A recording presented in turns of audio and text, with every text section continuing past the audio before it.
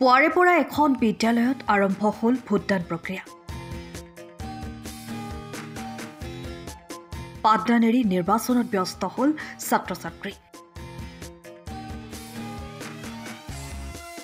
আজি ৰাষ্ট্ৰীয় ভোটাৰ দিৱসৰ লগত সংগতি ৰাখি মাজুলী আউনীআটী উচ্চতৰ মাধ্যমিক বিদ্যালয়ত আৰম্ভ হ'ল ভোটদান প্ৰক্ৰিয়া। ভোটদান প্ৰক্ৰিয়াৰ জৰিয়তে ছাত্ৰ একতা সভাৰ সাধাৰণ নিৰ্বাচন অনুষ্ঠিত হয়। সকলো ছাত্ৰ-ছাত্ৰীয়ে নিয়মানুৱৰ্তিতা বজাই ৰাখি শাৰী পাতি ভোটদান কাৰ্যসূচীত অংশগ্ৰহণ কৰে। ছাত্ৰ একতা সভাৰ সাধাৰণ নিৰ্বাচনৰ জৰিয়তে ছাত্ৰ-ছাত্ৰীসকলক ভোটাধিকাৰ সাব্যস্ত কৰাৰ প্ৰক্ৰিয়া চিনাকি কৰি দিয়াৰ উদ্দেশ্যে এই ভোটদান কাৰ্যসূচী অনুষ্ঠিত কৰা হয়। এই সুন্দৰ পদক্ষেপক সকলোৱে একেমুখে শলাগ লয়।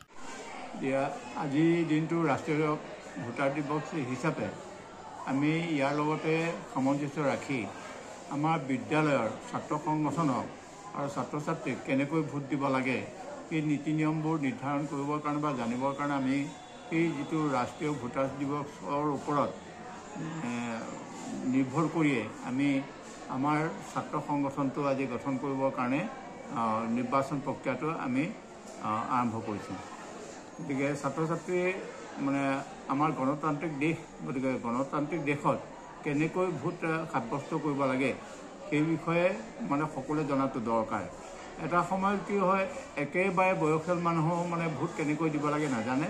সেইকাৰণে এতিয়াই তেওঁলোকক ভালকৈ কেনেকৈ ভোট দিব লাগে এই বিষয়ে আমি অকণমান সজাগতা আমি আনিবৰ কাৰণে আজি আন্তৰ্জাতিক যিটো ভোটাৰ দিৱস ইয়াৰ লগত সামঞ্জস্য ৰাখি আমি ছাত্ৰ সমাজক সেই যিটো অভিজ্ঞতাটো অনাবৰ কাৰণে আমি চেষ্টা কৰি আজি এই প্ৰক্ৰিয়াটো আমি আৰম্ভ কৰিছোঁ। ধন্যবাদ। আজি আমাৰ বিদ্যালয়ৰ ছাত্ৰ একতা সভাৰ সাধাৰণ নিৰ্বাচন।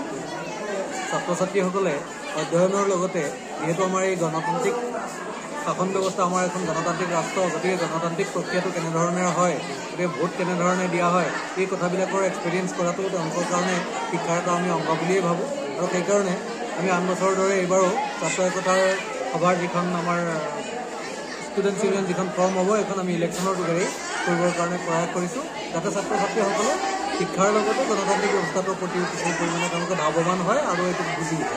Bureau report, time of Assam. সময়ৰ খবৰ সময়ত পাবলৈ ফ'ল' কৰক টাইম অফ আছাম।